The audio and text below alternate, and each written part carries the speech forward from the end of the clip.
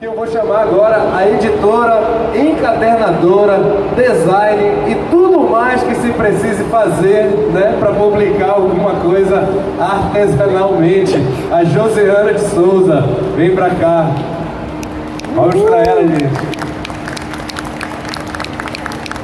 Também queria chamar aqui o escritor, poeta, jornalista, tudo psicólogo e muitas coisas mais. Thiago Cazu, vem pra cá.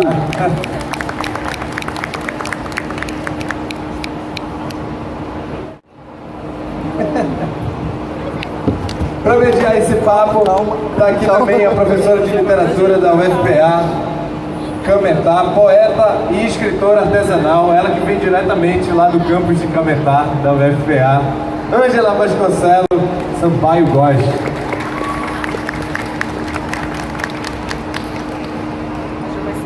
Aqui apresentando o Thiago Cazu. É alfaiate de livros, tal como ele gosta de se apresentar publicamente, e como transforma a palavra em zines, livros, oficinas que lhe permitem dividir, através de sua linguagem, um pouco da sua experiência de emancipar leitores e de transformar escritores em autores na contramão das grandes editoras de livros. Penso que seja uma voz que vem desconstruindo mitos da poesia e do livro. Como voz da inovação, Thiago Cazu é poeta e sua escrita salta do papel para as câmeras. Também salta para os desenhos das tatuagens ou ventelas e dos movimentos dos corpos e vice-versa. Ler Thiago Cazu é perceber que sua linguagem tem sede e que quase chega a devorar o tempo, se é que não devora. Autor de Meu Corpo nos Teus Grãos, recebamos com mais palmas Thiago Cazu. Obrigado. Josiana Souza é artista do livro artesanal, encadernadora, poeta que transforma a palavra rasurada no que ela consegue perceber de modo colaborativo a partir da escrita dos autores que preferem ou escolhem editar seus livros pela editora Edições Um Quarto, ao lado de Raro. À frente das Edições Um Quarto, Josiana Souza sabe dar mãos e olhar aos papéis, às palavras, e dar asas à poesia eclipsada neles, para que tanto os papéis quanto as palavras consigam habitar os lugares que lhes foram silenciados. Uma capa de livro feita pela Josiana Souza é mais que uma capa, é sempre um poema novo que se encontra com os textos literários de tantos outros autores. Josiana lê com os olhos nas mãos, e um livro encadernado por ela é quase uma tradução por suas mãos, com tesoura, cola, fotografias e tantos outros materiais que dela tomam tempo, entrega e densidade, algo que poucos poetas conseguem fazer no que tange às aberturas das palavras. Vejo Josiana, poeta, escrevendo ou fazendo instalações com suas encadernações. Isso é verdadeiro demais, viu, Josiana? E plasticamente devolvendo à poesia o sentido da liberdade de toda entrega. Vamos receber mais uma vez aqui, com palmas e palmas, Josiana Souza, para contar acerca da artesania do livro, artesania poética do livro. Bom, apresentar Josiana Souza, conta aí também como começou essa revolução poética, que vem conseguindo trazer o livro artesanal para as vidas. escritas e as linguagens artísticas. Olá, boa tarde a todos, a todas. Primeiro, quero te agradecer, eu vou falar pelo texto, muito sensível, muito obrigada pela tua apresentação, super dedicada. E começar dizendo que eu sou formada em Letras pela Universidade Federal do Pará e eu sou editora e encadernadora das edições 1/4, que é uma editora artesanal que começou em 2016. Junto comigo na editora tem o Harley Douzani, que é meu sócio, meu parceiro de vida, e a gente juntos leva essa missão de publicar artesanalmente e principalmente de maneira independente, né, com os recursos que são possíveis de se ter para publicar. A editora começou com, acho que como o Caso falou, né, assim, o Harley também é escritor. E eu já estava trabalhando com essa questão da encadernação, eu já conhecia algumas técnicas, eu fiz algumas aulas, alguns cursos e estava apaixonada por isso. E aí essa necessidade de publicar, ter vários poemas engavetados e não ter uma editora que pudesse reunir isso e fazer essa publicação, fez com que a gente se movimentasse nesse sentido. De que maneira? Ele recebeu um convite para participar de um evento chamado Círculo Onanístico de Leitura, que é coordenado, enfim, pelo poeta Ney Ferraz Paiva, né? Ele que é o idealizador do projeto, um projeto maravilhoso, inclusive. E aí, com esse convite, o Harley separou os poemas que ele ia ler, né, nesse evento, e quando eu vi os poemas todos em papel A4, né, assim, só impressos, eu falei, não, você não vai levar dessa maneira, vamos fazer uma encadernação. Aí ele falou, você acha que funciona? Eu falei, funciona. E aí foi a nossa primeira não, né, já tínhamos uma experiência anterior, mas com fanzine e livro cartoneiro. E aí ele fez uma diagramação bem simples e a gente queria criar uma capa para esse livro, né? E aí o nome do evento foi um mote para isso ser criado, né? Círculo Onanístico de Leitura. A gente foi em busca do que é esse onanismo. E aí a gente chegou no mito de Onan, mito bíblico de Onan. E aí a interpretação desse mito nasceu a capa do livro, que é esse primeiro livro aqui. Olha aí, ó. Não tem título, né? É um livro com um poema visual bordado por mim. E esse foi o nosso primeiro livro. E assim nasceu as edições 1/4. Depois disso, a gente foi publicando outras pessoas foram chegando conosco também com essa vontade de publicar e com essa pegada do artesanal, experienciando mesmo a materialidade, ter um objeto diferenciado em mãos que dialogasse com esse texto poético, que é, na verdade, o objeto livre que a gente quer entregar para o leitor é mais uma camada desse texto poético, né? Então é uma outra forma de você se relacionar com o objeto livre. É isso que a gente tenta trazer, pensar, e essa co-criação que a gente faz junto com o autor dentro das edições 1/4. E você, Josiane, como é que você se percebe? Olha, a gente está furando uma bolha, né? Assim, a gente está aqui abrindo o caminho, furando uma bolha. Mas eu acho também que isso é resultado do nosso trabalho, né? Não é fácil, né? A gente falou rapidamente aqui do nosso percurso e pareceu assim ser tão simples e fácil, mas não é fácil. Foi bem complicado e difícil chegar aqui e continua sendo difícil, né? Continua sendo árduo esse caminho, porque, como o Cazu falou, o mercado editorial ele não está de portas abertas para a gente, muito pelo contrário.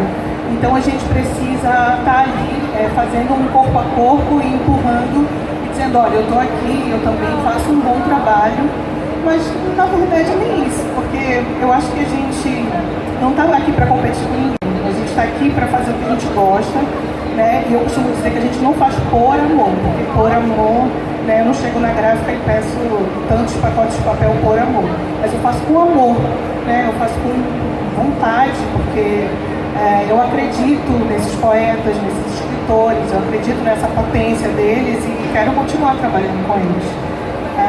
E aí eu percebo que a gente está aqui como uma força que, pelo nosso trabalho mesmo, ele está começando a aparecer, ele tem um diferencial, que é esse cuidado com o livro, com o objeto do livro, com a própria leitura que se faz do livro, que se traduz nesses objetos que a gente constrói.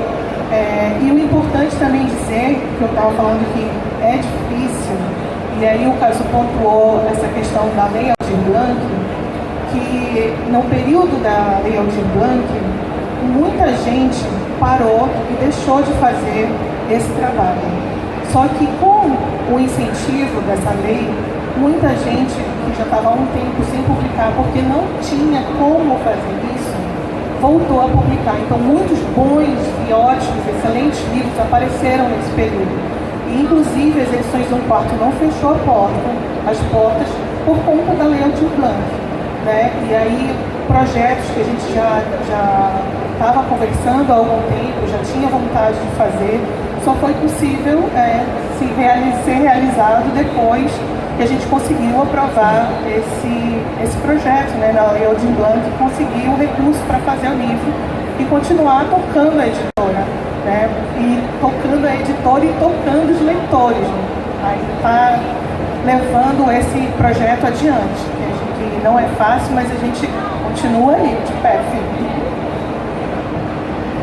Com certeza. Eu vou começar a abrir, então. Vocês querem falar espontaneamente mais um pouquinho? Posso abrir?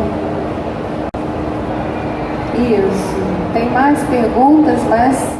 É uma pergunta que eu também queria falar sobre isso, mas eu queria te perguntar como é o teu trato com o texto quando ele chega para ti?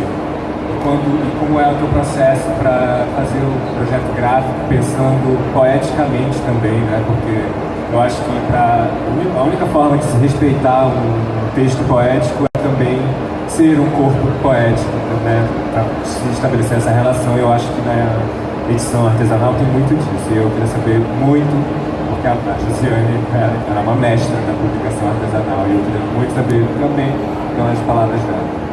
Todos nós queremos. Então, a minha relação com o texto, quando ele chega para mim, é aquela do espanto. Estou ali como leitora, no primeiro momento.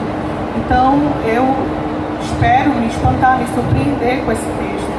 Então, depois disso, eu faço outras leituras mais técnicas para trabalhar tudo isso que o texto me disse, me trouxe, tudo isso que eu ouvi gritar dentro do texto. E aí, essas vozes é que vão me conduzindo a pensar essa materialidade, né?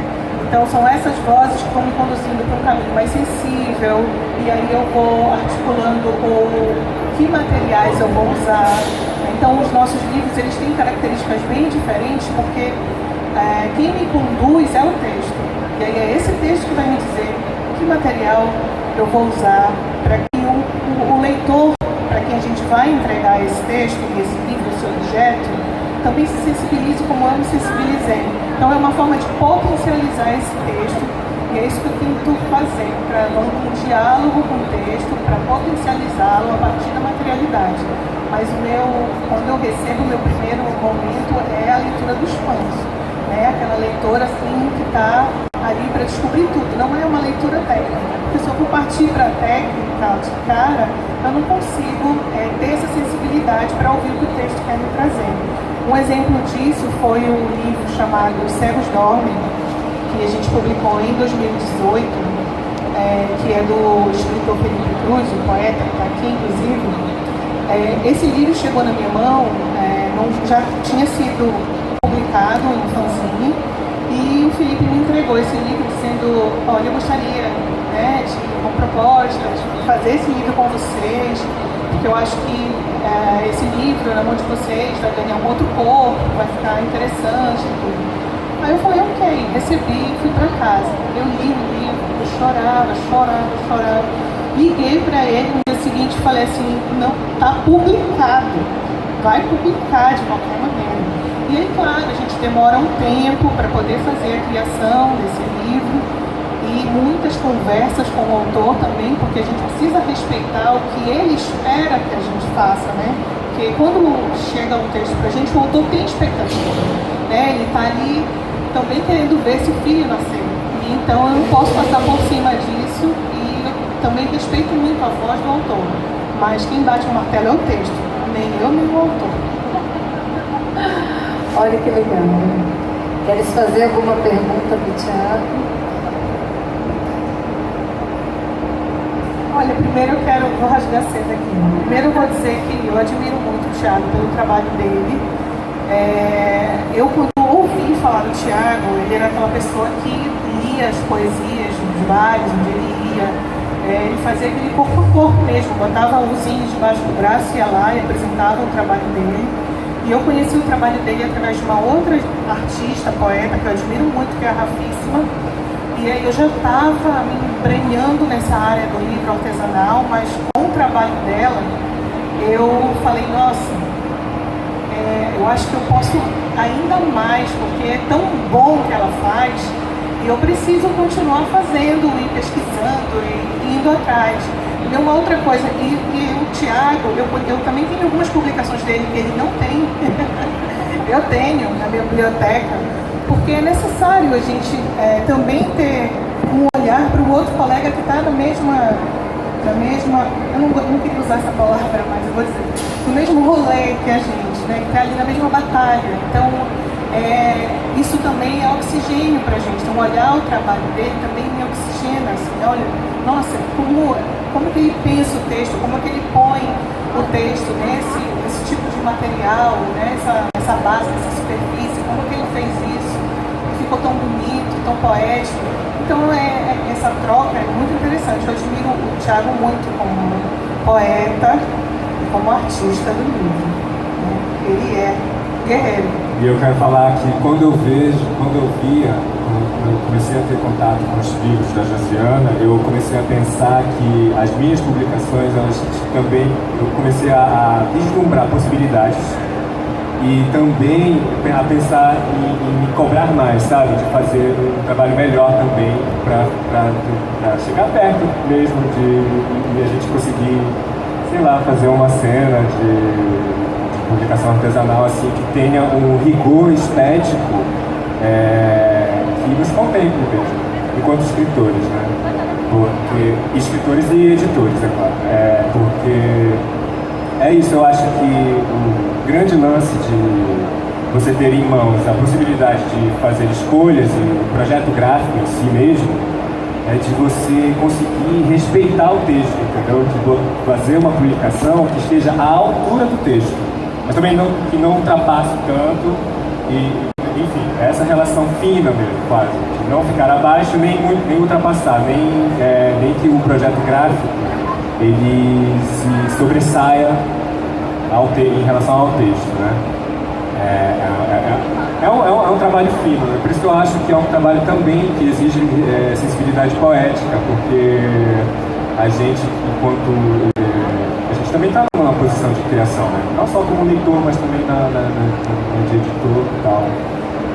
E eu acho que é isso, né? É isso.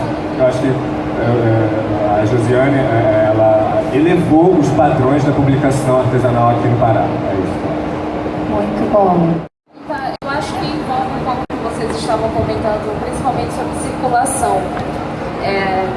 A gente sabe que a gente está numa sociedade cada vez mais que se coloca como produtiva, né?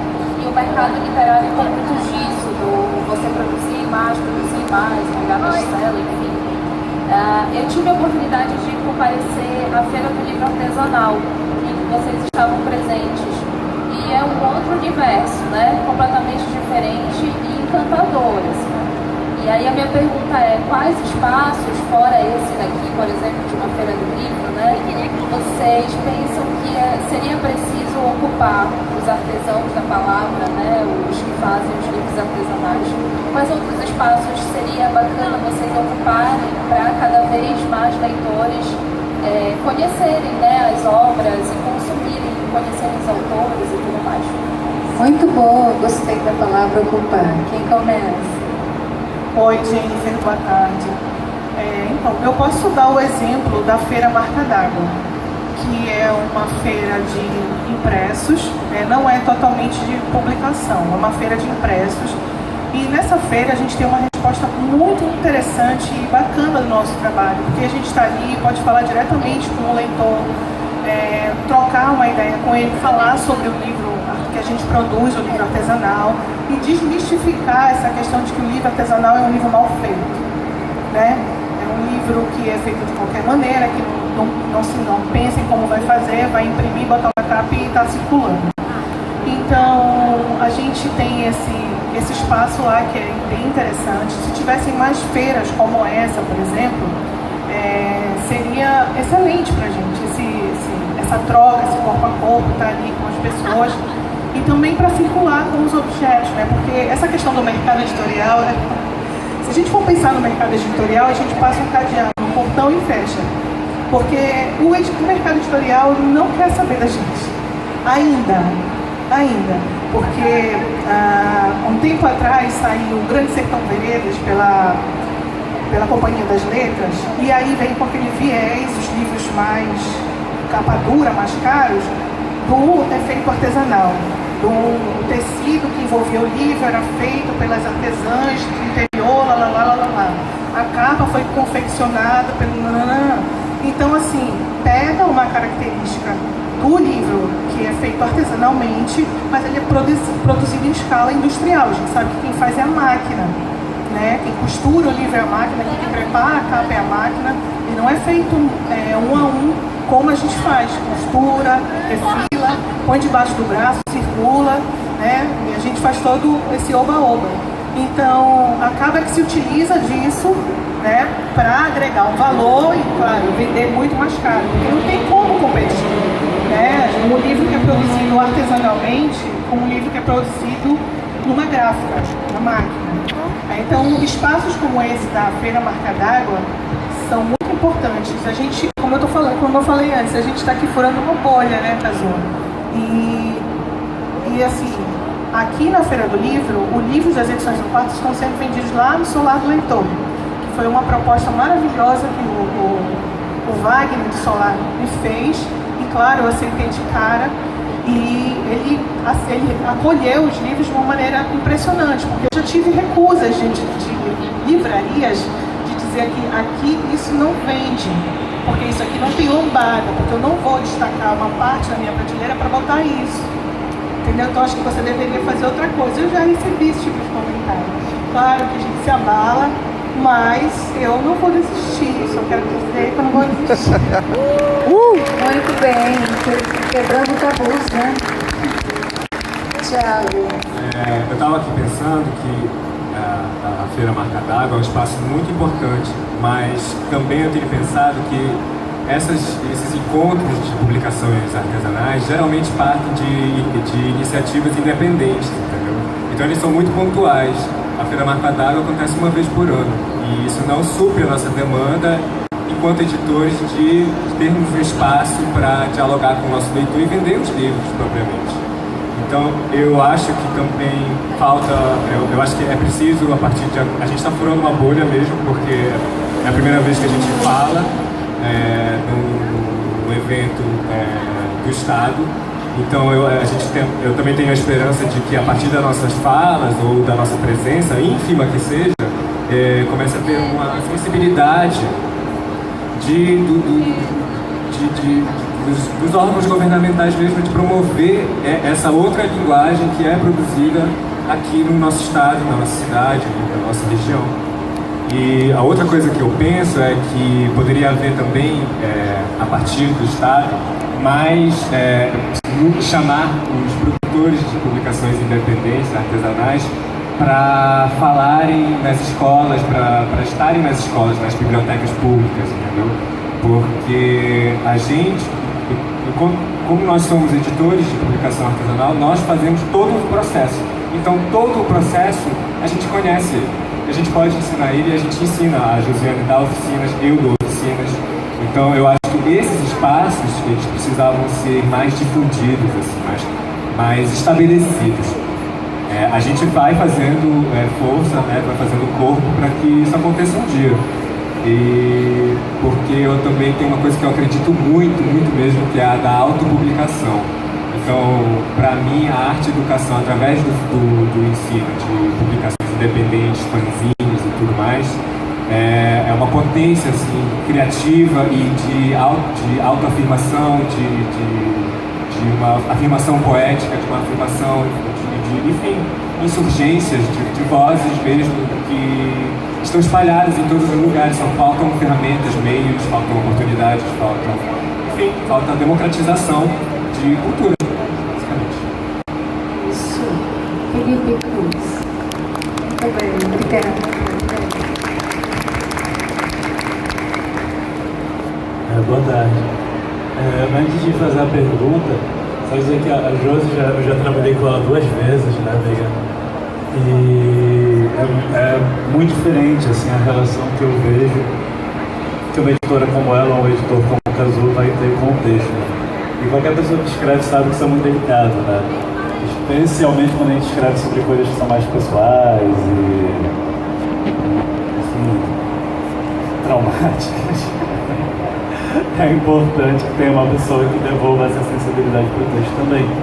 E eu sempre fiquei muito espantado, no caso do trabalho da Josi pelos meus textos, com como ela chegava em certas saídas, assim, materiais, né? E o Kazuo é a mesma coisa, são livros que eu sou professor, eu já levei várias vezes os livros do Kazuo, tanto o da tua autoria quanto da Roberta, para os meus alunos, e sempre espanta muito eles o material, né? Eles já sabem que é um livro diferente e eles querem ver de outra maneira, eles não pegam do mesmo jeito. E são alunos que às vezes nunca nem ouviram falar de literatura artesanal, então isso fica muito marcado. E aí é daí que eu quero fazer a pergunta, que eu acho que é a minha curiosidade mesmo. Quais são as referências de vocês como artistas? Porque eu acho que o que vocês fazem tem um elemento de artes plásticas muito forte, assim. Porque, pelo menos na minha percepção, vocês parecem ter assim uma imagem muito clara. E é uma imagem, assim, o que vai ser essa capa, o que vai ser essa página, o que vai ser a lombada. E aí eu me pergunto quais são as referências que vocês acessam ou pesquisam nesse momento de pensar a imagem do livro, né? Que é, no caso, especialmente no caso de vocês dois, me parece uma outra obra de arte para além do texto, né? Que vai compor junto com ele uma terceira, que é o livro. Mas o trabalho de vocês também é muito artístico. Que referências são essas? Começa, Luciana. Bom, obrigada, Felipe, pela pergunta. Bom, eu tenho eu iniciei a minha formação acadêmica fazendo publicidade na UNAM. Eu não cheguei a concluir e depois parti para letras, né, na UFPA. E aí, pesquisar muito sobre projetos, até peças publicitárias, mas projetos dessa natureza, passam, né, pela minha pesquisa. Mas tem uma artista do livro, que é uma artista do livro de artista, que produz livro de artista, que é maravilhosa, que eu acho que é uma referência muito grande para mim. Eu pesquiso, sigo, já fiz alguns cursos com ela, é maravilhosa. Se chama Gabriela Erigoni, né? E ela tem uma sensibilidade muito grande para trabalhar o livro de artista, né? Ela é essa artista, ela está sempre fazendo os livros de artista e expondo na América Latina, inclusive, né? Não só no Brasil. E, para além disso, eu pesquiso muito sobre a própria materialidade, né? Sobre tipos mesmo de materiais que podem me ajudar a compor essa criação, fazer essa criação, né, do livro, do design do livro. Mas não só com isso, a gente flerta com música, com a própria literatura, obviamente, sem a literatura a gente não conseguiria chegar a lugar nenhum. Fotografia, a publicidade, como eu já falei, né, essa experiência de ter feito 2 anos de publicidade na UNAM me ajuda nisso também. E processos gráficos, que eu gosto muito de estar sempre estudando, pesquisando, para trazer um elemento a mais. E fora isso, só eu com minha loucura mesmo. Uma loucura bem-vinda, né, Felipe? Eu dizia no início aqui que as capas da encadernação da Josiana lembram instalações, né? Instalações muito ricas, porque a poesia contemporânea se faz dessas relações entre as artes. Tiago, vai lá, diz a tua... Eu acho que é uma pergunta um pouco difícil para mim, eu estava pensando agora, mas eu acho que parte muito disso que a Josiane falou, que as referências, elas vêm de todos os tipos de artes, né? E ultimamente eu tenho tendo mais contato com livros de artista, pesquisado mais sobre engenharia de papel, por exemplo, sentido da fibra. Então eu me via muito como um amador mesmo, um editor amador, mais como um escritor. E agora, ultimamente, eu tenho tentado fazer cursos, entendeu? Fazer workshops e assistir palestras e adentrar esse universo mesmo. Mas eu acho que para compor um projeto gráfico, por exemplo, eu acredito muito na intuição. É quase a mesma intuição poética em relação ao texto, entendeu? Ou em relação à imagem, desenho. Porque eu me desespero quando eu pego o texto e eu não tenho nenhuma ideia do que fazer com ele. E isso aconteceu, por exemplo, com o zine que eu fiz, o primeiro zine que eu fiz da Roberta Tavares, que foi esse aqui. Ele é super simples, ele é um livreto, mas eu queria dar uma solução para um problema que eu achava que tinha em relação à produção gráfica, que era, por exemplo, tinha muitos poemas curtos e 3 poemas mais longos. Então eu estava pensando muito nesse problema e intuitivamente eu consegui resolver ele, porque parece estranho que eu vou falar, mas eu sonhei com a forma final dele, assim, a dobra dele, porque eu vou mostrar para ele. Vou mostrar ele, que ele é um livreto normal, vai abrindo, normal. Mas qual é a solução para os textos mais longos? E eu não queria que os textos curtos ficassem só em uma página. Então a solução que eu dei foi, na abertura, as páginas no meio, ele tem uma abertura. E aí eu pensei, eu sonhei com essa abertura. Aí, acordado já, eu pensei, bom, eu posso fazer também com a capa, né? Que é o outro lado. Então, essa é uma solução gráfica que foi completamente intuitiva, que eu cheguei lá. Eu acho que é mais isso mesmo, né? Tipo, as referências, elas são muito nebulosas, elas vêm de todos os lados, né? Olha, só complementando aquilo que eu estava falando, rapidinho, desculpa, gente. Um outro livro que eu estou me debruçando ultimamente é o Gráfico Amador. Eu ganhei esse livro, recebi esse livro há algum tempo. É do Guilherme Cunha, ele é maravilhoso. Então, só para dar de referência, Gráfico Amador. Também procurem o Ulisses Carrion, que é um artista maravilhoso, né? Estava com outro aqui na cabeça agora para falar, mas por enquanto é isso. O Gráfico Amador é lá de Pernambuco, né? Sabe, eu acabei de lembrar que um outro poeta que fazia suas próprias publicações era o João Cabral de Melo Neto. Ele tinha uma tipografia na casa dele. Ele publicava as primeiras, fazia uma tiragem de 200, 100 e ele distribuía para amigos. Olha, está muito boa a conversa e ela tem que continuar, né, se estender para além daqui. Fui informada que temos 10 minutos e temos 4 pessoas inscritas. Então a gente pode combinar o seguinte: as 4 pessoas fazem, né, as suas perguntas, vocês ficam bem atentos.